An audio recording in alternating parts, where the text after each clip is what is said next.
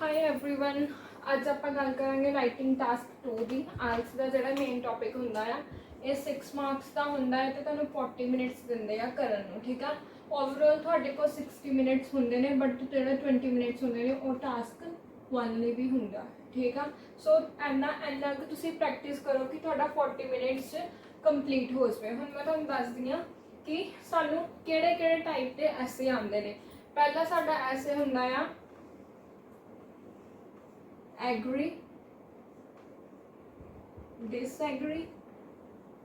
ठीक है, ਇਹਦੇ ਚ ਆਪਾਂ ओपीनियन देना ਹੁੰਦਾ ਆ कि ਅਸੀਂ ਕਿੰਨਾ ਕੁ ਐਗਰੀ ਕਰਦੇ ਆ ਜਾਂ ਕਿੰਨਾ ਕੁ ਡਿਸਐਗਰੀ ਕਰਦੇ ਆ।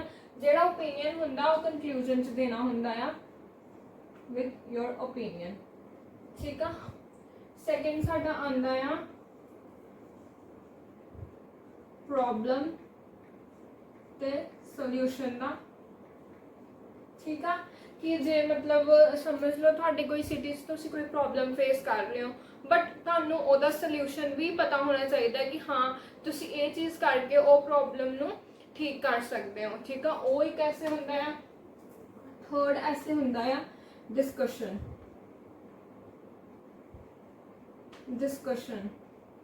फोर्थ ऐसे हुंदा तुहाडा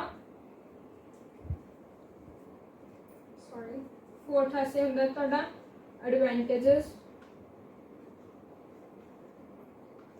एंड डिसएडवांटेजेस। ਇਹਦੇ ਚ ਵੀ ਤੁਹਾਡੇ ਕੋ ਕੀ ਕਹਿੰਦੇ ਆ ਤੁਹਾਡਾ ओपीनियन ਪੁੱਛ ਸਕਦੇ ਨੇ ਕਿ ਕਿਹਦੀ ਐਡਵਾਂਟੇਜ ਜ਼ਿਆਦਾ ਹੈ ਤੇ ਕਿਹਦੀ ਘੱਟ ਆ। ਜਿਵੇਂ ਤੁਸੀਂ ਸੈੱਲ ਫੋਨ ਲਾ ਲਓ, ਸੈੱਲ ਫੋਨ ਦੀ ਆਪਾਂ ਮੋਬਾਈਲ ਦੀ ਸਾਡੇ ਕੋਲ ਐਡਵਾਂਟੇਜ ਵੀ ਹੈਗੀ, ਡਿਸਐਡਵਾਂਟੇजेस ਵੀ ਬਹੁਤ ਆ। ਹਾਓ ਜਿਵੇਂ ਆਪਾਂ ਮੋਬਾਈਲ मतलब ਸਾਨੂੰ ਇੰਨੀ ਕੁ ਕੀ ਕਹਿੰਦੇ ਰਿਲੈਕਸ ਲਾਈਫ ਦਿੰਦਾ, ਲਗਜ਼ਰੀ ਲਾਈਫ ਦਿੰਦਾ ਕਿ ਆਪਾਂ ਜਿੱਥੇ ਮਰਜ਼ੀ ਜੋ ਮਰਜ਼ੀ ਮਿੰਟਾਂ ਸਕਿੰਟਾਂ 'ਚ ਕਰ ਸਕਦੇ ਹਾਂ। ਕਿਸੇ ਨੂੰ ਕਾਲ ਕਰਨੀ ਹੋਵੇ, ਕਿਸੇ ਨੂੰ ਈਮੇਲ ਕਰਨਾ ਹੋਵੇ, ਕਿਸੇ ਨੂੰ ਮੈਸੇਜ ਭੇਜਣਾ ਹੋਵੇ ਮਿੰਟ 'ਚ। ਬਟ ਉਹਦੇ ਨਾਲ ਹੀ ਇਹਦੇ ਡਿਸਐਡਵਾਂਟੇਜ ਕਿੰਨੇ ਆ। ਅੱਜ ਕੱਲ੍ਹ ਦੀ ਜਿਹੜੀ ਯੂਥ ਆ ਉਹ ਗਲਤ ਸਾਈਡ 'ਤੇ ਜਾ ਰਹੀ ਆ, ਗਲਤ ਚੀਜ਼ਾਂ ਸਰਚ ਕਰ ਰਹੀ ਆ। So these are its disadvantages. Okay, ਆਹ ਦੇ ਡਿਸਐਡਵਾਂਟੇजेस ਹੋ ਗਏ। ਤੇ ਫਿਫਥ ਸਾਡਾ ਹੁੰਦਾ ਆ डायरेक्ट क्वेश्चन। ठीक है, डायरेक्ट क्वेश्चन ਜਾਂ ਇਹਨੂੰ ਡਬਲ क्वेश्चन ਵੀ ਕਹਿ ਦਿੰਦੇ ਆਪਾਂ। ठीक है, ਇਹ ਸਾਡੀਆਂ ਹੈਗੀਆਂ ਨੇ 5 ਟਾਈਪਸ ਨੇ। ਇੰਦਾ ਦੇ ਐਸੇ ਆਉਂਦੇ ਨੇ। ਸੋ ਟੁਡੇ ਮੈਂ ਤੁਹਾਨੂੰ ਦੱਸਾਂਗੀ ਕਿ ਆਪਾਂ ਪਹਿਲਾਂ ਇੰਟਰੋਡਕਸ਼ਨ ਕਿੱਦਾਂ ਦੇਣੀ ਆ ਤੇ ਇੰਟਰੋਡਕਸ਼ਨ 'ਚ ਮੇਨ ਆਪਾਂ ਕੀ ਲਿਖਣਾ ਆ। ਠੀਕ ਆ, so let's begin with this. So today let's discuss about this topic. This topic is the best way to improve health is to do regular exercise. To what extent do you agree? Okay, it means कि तू ਤੁਹਾਡੀ ਜਿਹੜੀ ਕਹਿੰਦੇ ਆ ਕਿ ਜਿਹੜੀ ਆਪਣੀ health ਆ ਉਹਨੂੰ ਇੰਪਰੂਵ ਕਰਨ ਲਈ ਜਿਹੜਾ ਬੈਸਟ ਤਰੀਕਾ ਉਹਨੂੰ ਫਿਟ ਰੱਖਣ ਲਈ ਉਹ ਹੈਗਾ ਰੈਗੂਲਰ ਐਕਸਰਸਾਈਜ਼। ਮਤਲਬ ਤੁਸੀਂ ਰੋਜ਼ ਐਕਸਰਸਾਈਜ਼ ਕਰੋ, ਸਾਡੀ ਬੋਡੀ ਫਿਟ ਰਹੇਗੀ। ਠੀਕ ਆ, ਇਹ ਸੀਗਾ ਸਾਡਾ ਟੌਪਿਕ। सो ये टॉपिक पूरा देखने लिए please subscribe my channel and a vlog पूरा देखने लिए मेरे चैनल को सबसक्राइब करो। The best way to improve health is to do regular exercise. To what extent do you agree? ਹੁਣ ਤਾਂ ਤੁਸੀਂ मतलब ਇੰਨਾ ਤੁਸੀਂ ਸਟੇਟਮੈਂਟਾਂ ਨੂੰ ਸਮਝ ਆ ਗਈ ਹੋਣੀ ਹੈ। ਉਹਨਾਂ ਨੇ ਕਿਹਾ ਕਿ ਜੇ ਤੁਸੀਂ ਹੈਲਥ मतलब ਵਧੀਆ ਰੱਖਣੀ ਆ ਤਾਂ ਤੁਹਾਨੂੰ ਰੈਗੂਲਰ ਐਕਸਰਸਾਈਜ਼ ਕਰਨੀ ਚਾਹੀਦੀ ਆ। ਤੁਸੀਂ ਰੈਗੂਲਰ ਐਕਸਰਸਾਈਜ਼ ਕਰਨ ਲਈ ਕਿੰਨਾ ਕੁ ਐਗਰੀ ਕਰਦੇ ਹੋ। ਠੀਕ ਆ, ਸੋ ਮੈਂ ਤੁਹਾਨੂੰ ਦੱਸਾਂਗੀ ਕਿ ਇਹਨੂੰ ਪੈਰਾਫਰੇਜ਼ ਕਿੱਦਾਂ ਕਰਨਾ ਆ।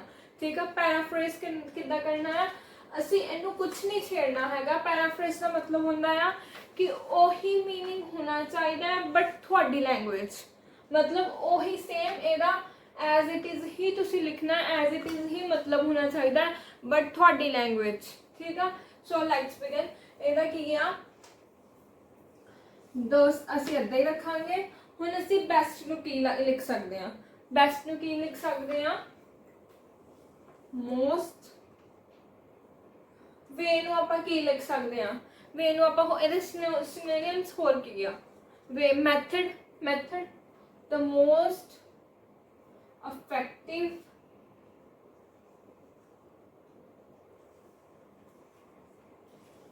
method, ठीक है। हुन द बेस्ट वे आप लिखता द मोस्ट इफेक्टिव, मतलब सेम है ना, द बेस्ट वे दा ते मोस्ट इफेक्टिव दा भी टू इंप्रूव नू लिखांगे, टू इंप्रूव हेल्थ। हुन एदा मैं की लिखूँ, द मोस्ट इफेक्टिव मैथड, मैं एदा लिखांगी the most effective method in developing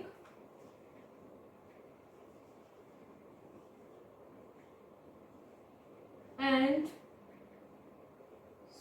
and improving, ठीक है। इंप्रूविंग ने मैं एज इट इज रहन दिता बिकॉज मैनू सही लग रहा सीगा, ठीक है। मैनू ओहदा कोई पैराफ्रेज नहीं आंदा, मैनू ओहदा कोई सिनोनियम नहीं आंदा, सो ओनू मैं एज इट इज लिखता, बट मैं ING नाल लाता, ठीक है। ING नाल लाता, सो बट मैं इन्ना भी नहीं चेंज किया, बट मैं चेंज किया ओनू, ठीक है। Health as it is to do regular exercise। ਹੁਣ is to do ਨੂੰ ਆਪਾਂ regular exercise do ਆਪਾਂ ਕਿਹਨੂੰ ਕਹਿੰਦੇ ਆ, ਕਰਨਾ, ਮੰਨਣਾ, ਠੀਕ ਆ। ਇਹਨੂੰ ਆਪਾਂ ਲਿਖ ਸਕਦੇ considered, ਠੀਕ ਆ। improving health is considered as daily exercise, ठीक है। हुन मैं तुहानू दस दी कि इस मैं की चेंज किया है।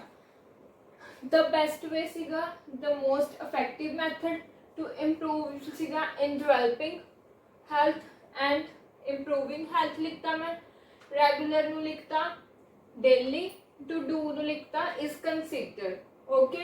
बस एनी चेंज है। हुन मैं तुहानू एदा मतलब the most effective method in developing and improving health is considered to be a daily exercise, मतलब दोनों का सेम आ, ठीक है। बट थोड़ा पैराफ्रेज किया, थोड़ा मैं अपनी वर्डिंग च लिखिया उन्होंने, अपनी वर्डिंग च दसिया मैं उन्होंने कि मतलब किदा होंदा है, ठीक है।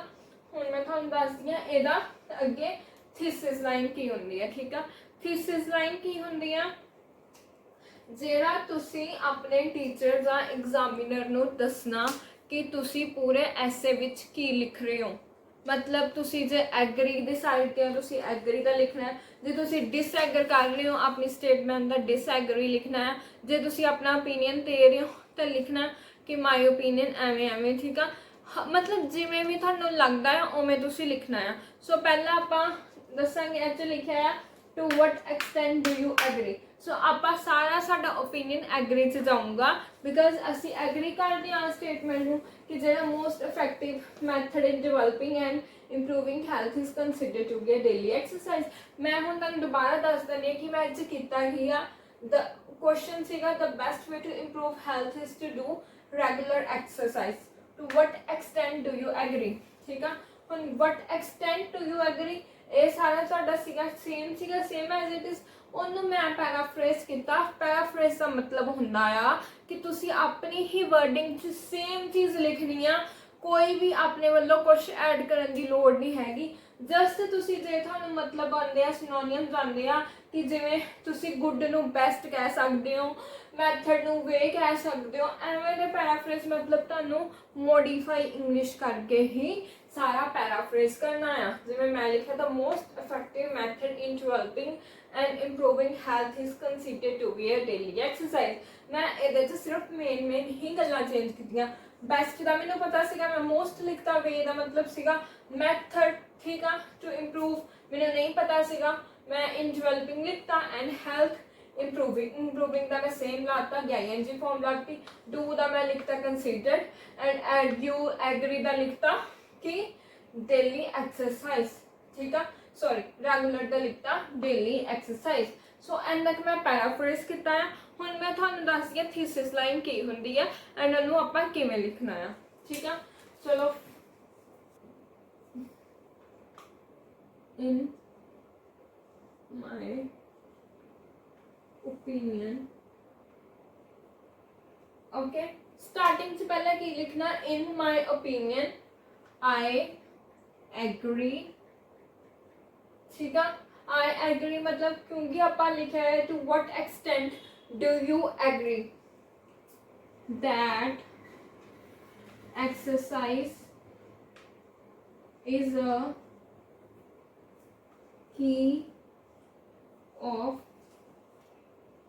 हेल्थ। ठीक है, की लिखा मैं exercise is the key of health, exercise is the ठीक है is the key of health.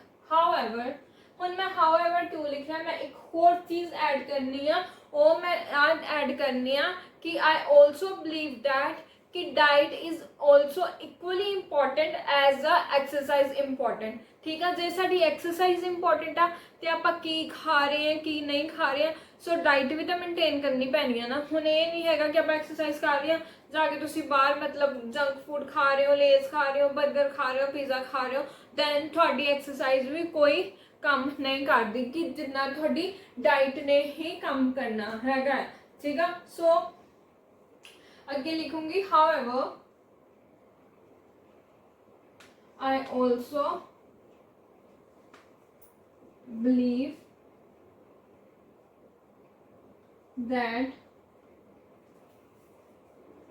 diet also play an important role। ठीक है, कि आप हुण सारा मतलब एक्सरसाइज बारे तो सारा ऐसे लिख नहीं सकते सीगे, सो मैं उन्होंने दसिया है कि आप डाइट ते भी उन्ना ही बिलीव करते हैं जिन्ना आप एक्सरसाइज से बिलीव करते हैं। सो ठीक है, ये सीगी साडी थीसिस लाइन जिस आप एग्जामिनर नूं दस रहे हैं, आप एग्जामिनर नूं दस रहे हैं कि असी ऐसे की लिखिया आ, किहदे बारे लिख रहा है एंड मैं किहड़े वाल हाँ, एग्री कर रही है तो डिसएग्री। इन माई ओपीनियन, मेरे ओपीनियन के according I agree that exercise is the key of health. However I also believe that diet also play an important role. ठीक है, कि डाइट भी उन्ना ही रोल प्ले करती है जिन्ना साडी एक्सरसाइज करती है। ठीक है, हुण मैं तुहानूं दोनों नूं जोड़ के दस दी हाँ कि मैं की लिखिया सी। ठीक है, आ साडी हैगी है पूरी इंट्रोडक्शन। मैं किवें लिखी आ, the most effective method is developing and improving health is considered to be a daily exercise.